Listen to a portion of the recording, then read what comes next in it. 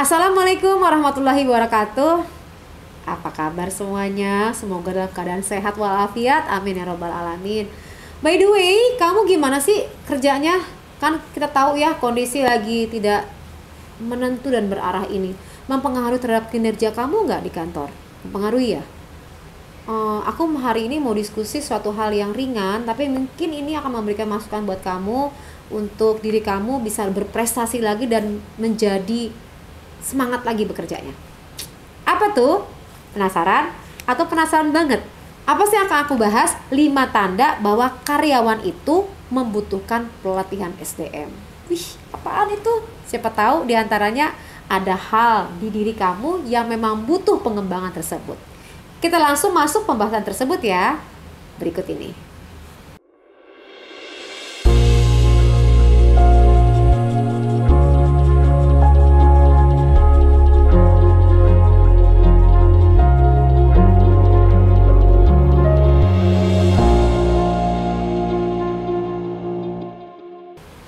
Karyawan itu adalah aset perusahaan. Beneran nggak? Kamu nggak yakin ya kamu aset perusahaan? Ini khusus untuk kamu yang bekerja nih. Kalau menurut aku, kamu adalah aset perusahaan karena sumber daya manusia. Percuma mau punya gedung yang bagus, percuma mau punya aset fisik apapun yang bagus, bahkan teknologi yang tinggi, kalau manusianya kinerjanya tidak mencapai target, akan bahkan bisa di bawah rata-rata. Nah, pengaruh nggak kalau misalnya kinerja kamu tidak baik dengan hasil output dari perusahaan itu? Pengaruh dong, kan kamu yang mengoperasikan semua keadaan di kantor itu. Nah, namanya manusia bisa naik turun nih guys. Bisa baik, bisa turun, bisa moodnya bagus, bisa moodnya enggak. Kalau kamu lagi nggak stabil, tiba-tiba kamu jadi demotivasi, yaitu malas kamu untuk berprestasi, mengalami penurunan, mengalami kemunduran. Oleh sebab itu, kenali yuk ciri-cirinya. 5 ciri-ciri kalau SDM di kantor kamu atau diri kamu membutuhkan pelatihan. Pertama, ciri-cirinya adalah produktivitas yang menurun. Nah, bicara mengenai produktivitas nih, tidak hanya output dari kantor. Kalau misalnya perusahaan itu outputnya bentuknya macam-macam ya. Kalau misalnya perusahaan itu adalah perusahaan bisnis, maka penjualannya meningkat gitu loh. Kalau misalnya perusahaan itu adalah BUMN, sama selain penjualan juga dilihat dari tenaga SDM tersebut berkembang nggak, potensinya, kompetensinya. Kalau perusahaan itu adalah kementerian, dia mencapai tupoksinya nggak, target-targetnya nggak yang sudah direncanakan. Itu tuh perbedaan-perbedaannya. Nah, kalau misalnya mengalami penurunan, terus gimana dong? Ya tadi, yang dirasakan bukan hanya atasan, kamu sendiri sebagai karyawan juga pasti ngerasain, kok aku akhir-akhir ini nggak achieve target ya? Kok target yang udah diberikan sama tim, aku nggak bisa mencapainya ya? Kenapa ya? Nah, kalau udah kayak gitu, itu kamu butuh tenaga profesional yang bisa menarik kemampuan kamu untuk menjadi lebih baik, khususnya dalam produktivitas. Outputnya apa? Outputnya tadi, kalau perusahaan kamu adalah perusahaan dalam pemberian jasa, jasa yang lebih baik. Kalau misalnya perusahaan kamu adalah dalam bentuk adalah aset, maka asetnya akan menjadi terpelihara dengan lebih baik. Kalau perusahaan kamu adalah bentuknya adalah pendapatan, maka pendapatannya, grafiknya makin meningkat. Itu butuh tenaga profesional yang memahami manusia untuk mengupgrade hal tersebut hingga produktivitas menjadi meningkat tajam. Bisa nggak diprogram lagi? Bisa dengan reprogramming program pikiran dan perasaan. Yang kedua, kualitas kerja menurun di bawah target. Itu seperti apa sih? Jadi seperti kalau misalnya ditargetin sama user, usernya itu siapa? Yang dimaksudnya user siapa sih? Owner. Tergantung dari perusahaan kamu. Yang dimaksud user siapa sih? Ya atasan kamu gitu loh. Yang dimaksud dengan user adalah pengambil kebijakan-kebijakan di situ. Mereka pastinya punya visi misi. Ditargetin ke timnya, truk dikasih, disebarkan. Tapi kamu nggak bisa mencapai target tersebut, bahkan di bawah rata-rata. Nah, ini harus warning untuk segera mendapatkan pelatihan. Kalau dibiarkan aja, pengaruhnya apa? Ya defisit. Kalau dibiarkan aja pengaruhnya apa? Ya makin lama ya tidak bisa berjalan dengan stabil itu perusahaan. Kalau misalnya itu adalah kalau itu misalnya adalah pegawai negeri atau CPNS, seperti apa? Ya tadi, produktivitas dari kementerian tersebut atau dari organisasi tersebut atau badan tersebut tidak mencapai target. Yang rugi adalah rakyat. Kenapa? Karena mereka berharap banyak dengan kementerian tersebut, dinas tersebut, bahkan badan tersebut. Hati-hati kalau kamu mengecewakan rakyat, mengingat gaji kamu dibayar oleh rakyat. Yang ketiga, karyawan kurang mampu beradaptasi masa sekarang. Itu seperti apa sih? Seperti kita ketahui bahwa saat ini dunia sudah memasuki industri 4.0, di mana semuanya bergerak menuju ke digital. Dari manual to digital, semua di shifting, manusianya digantikan dengan robot-robot. Kita bersaing dengan artificial intelligence, jadi tidak hanya sebagai dengan manusia berpikirnya, tapi dengan berpikirnya robot. Nah, kalau kamu tidak mampu mengejar ketertinggalan tersebut, maka kamu akan tergilas oleh keadaan. Nah, ini perlu diperhatikan karena banyak sekali orang-orang yang masih bertahan dengan kondisi yang lama, ya, konvensional, ya, old school. Jadi tidak bisa mengikuti perkembangan zaman. Pengaruh nggak terhadap kinerja? Iya, karena semakin hari kita sudah menyesuaikan dengan perkembangan digital atau teknologi.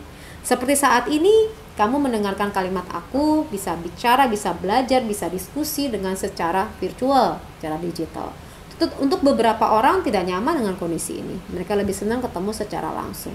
Tapi keadaan zaman di mana kondisi COVID mengakibatkan kita tidak bisa bertemu dan bertatap muka. Maka Zoom, kemudian teknologi secara seperti ini adalah solusinya. Nah, bagaimana kalau tidak bisa menyesuaikan kondisi ini?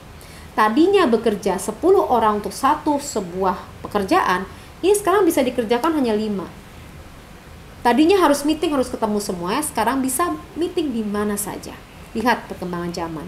Kalau ada beberapa karyawan yang mengalami persoalan di sini, maka akan menimbulkan produktivitas kantor tersebut terhambat oleh orang-orang yang tidak mau mengikuti perkembangan zaman. Yang keempat, adanya kesenjangan performa yang jauh. Nah, kondisi ini membuat pimpinan harus mengambil sikap dengan cara memprogram kembali pemikiran dan perasaannya sehingga bisa menghasilkan hasil yang terbaik dari kondisi tersebut. Tidak hanya membutuhkan pelatihan SDM untuk karyawan baru loh, karyawan lama juga harus menempuh pelatihan untuk memberitahukan bagaimana menurunkan keterampilan mereka untuk menunjang performance dari seluruh tim agar menjadi lebih baik. Dan bisa dipungkiri, meski sudah berpengalaman, kadang masih ada karyawan yang masih belum mampu berkomunikasi dengan baik dan mau menurunkan ilmunya ke karyawan baru karena takut terancam. Yang kelima, perusahaan dan karyawan mendapat banyak komplain. Seperti apa sih kondisi seperti itu? Ya, komplainan dari customers yang repeat order. Biasanya mereka tidak pernah mengeluh dengan keadaan, tapi tiba-tiba akhir-akhir ini banyak sekali yang komplain dengan performance dari karyawan tersebut. Kayaknya si ini ngomongnya nggak baik deh, kayaknya si ini cara bicaranya nggak bagus deh, saya nggak ngerti, saya nggak bisa komunikasi deh sama dia. Klien mulai komplain dengan kalimat-kalimat seperti itu. Anda sebagai atasan harus mulai aware dengan hal tersebut. Belum lagi misalnya Anda mengorder atau Anda misalnya ada orang yang PO kepada Anda, orderan tidak tepat waktu, bahkan banyak terjadi salah pengiriman kalau Anda bergerak dalam bidang jasa. Nah, kalau banyak komplain-komplainan seperti ini, hati-hati loh, nanti perusahaan tersebut atau klien Anda berhenti, nggak mau lagi mengorder atau meminta produknya Anda. Dan yang menjadi persoalan adalah mereka punya image yang jelek terhadap company-nya Anda, terhadap kementerian Anda, terhadap dinas Anda, terhadap lembaga Anda. Hati-hati kalau udah komplain, karena satu orang komplain maka akan menceritakan kepada 10 orang lainnya.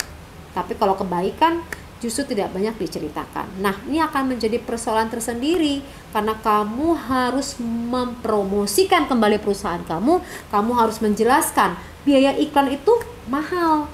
Makanya yang harus diperhatikan adalah bagaimana tim kamu memberikan performance yang baik untuk para customer yang selama ini telah menjadi langganan kamu atau percaya dengan diri kamu. Penting untuk diperhatikan sebagai pimpinan melihat hal seperti ini. Penanganan ini perlu dilakukan khususnya para SDM karena kamu akan kehilangan segalanya saat SDM kamu tidak memberikan performance yang baik.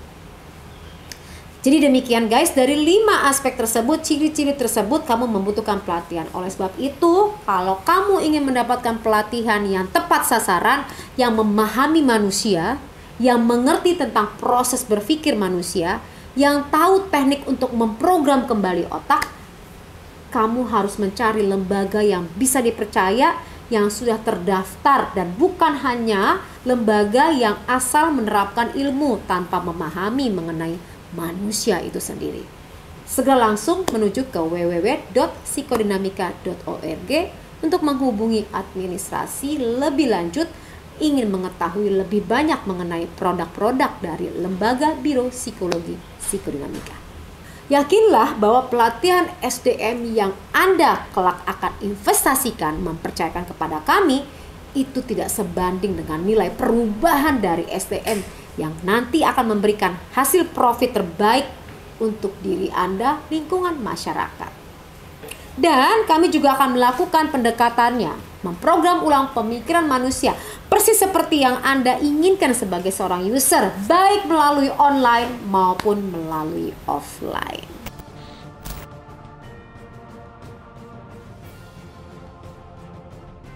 Fungsinya apa sih berkomunikasi secara persuasif? Apa beda dengan komunikasi biasa? Berkomunikasi saja, kalau kamu mampu, kamu bisa membuat orang lain melakukan apapun yang kamu mau. Masa sih selama ini kamu sudah berkomunikasi, udah jago kok, udah bisa segala macam. Tapi mereka belum tentu mau mengerjakan kan. Oleh sebab itu, bagaimana kamu bisa menguasai komunikasi secara persuasif? Maka membuat orang lain mengikuti apapun yang kamu sampaikan. Bukan sekedar bicara, tapi mengikuti, menjalankan. Ini berguna untuk apa saja sih? Untuk penjualan, untuk promosi jabatan, untuk bicara di halayak ramai, untuk apapun bisa digunakan. Bisa juga untuk bos dengan anak buah dengan bos ya. Makin menarik kan? Maka selalu bersama saya. Sadarkah Anda keakurasian kalimat manusia itu cuma 10%. Sisanya 90% adalah ekspresi wajah, kemudian body language, baru kata-kata. Berarti kalau orang bicara atau kawan Anda bicara, perlu Anda perhatikan adalah ekspresi wajahnya dibanding dengan kalimatnya. Karena kalimat manusia cenderung untuk menyenangkan orang lain, sehingga perasaannya ditutupi dan juga apa yang dipikirannya. Oleh sebab itu, sebagai seorang penjual, sebagai seorang ibu, sebagai seorang ayah, sebagai seorang pemimpin, siapapun juga penting untuk mempelajari ekspresi wajah manusia. Maka pembahasan kita fokus kepada micro expression. Saya Poppy Amalia, saya akan menjadi trainer kamu untuk pembelajaran public speaking. Apalagi kamu akan menjadi seorang master ceremony. Dan kamu tahu nggak, master ceremony itu akan memegang peran penting berhasil tidak berhasilnya sebuah event yang berlangsung.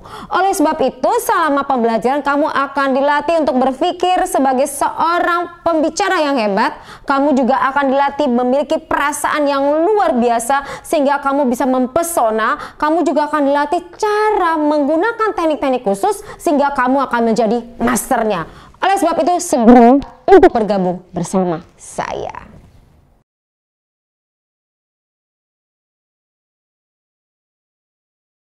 Bertemu lagi dengan Poppy Amalia. Kali ini pembahasan videonya berkaitan dengan reprogramming program pemikiran dan perasaan. Seperti apa sih pembahasannya dan kenapa kaitannya bisa mengubah nasib? Diskusi ini bisa berguna untuk apa saja. Misalnya kamu yang lagi mencari pekerjaan, atau kamu yang lagi kehilangan arah, atau kamu yang lagi sakit belum sembuh-sembuh, atau keadaan kamu yang tidak baik, atau rezeki kamu yang seret, atau masalah dengan keluarga, atau masalah dengan lingkungan. Bisa untuk apa saja. Bahkan untuk hal-hal yang kamu tidak pikirkan bisa menghasilkan yang luar biasa, misalnya rezeki atau uang yang berlimpah-limpah. Saya sampaikan di sini dalam bentuk program ulang pemikiran dan perasaan. Harapannya adalah Anda bisa bergabung di kelas saya dalam program Reprogramming Program bersama Poppy Amalia.